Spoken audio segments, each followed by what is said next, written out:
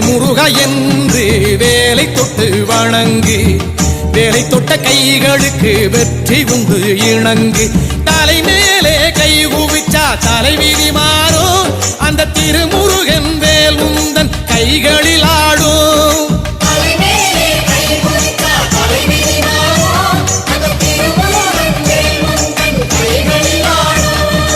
ஆறுமுகனே அசமனசுக்குள் பூட்டிடு கண்மணியே.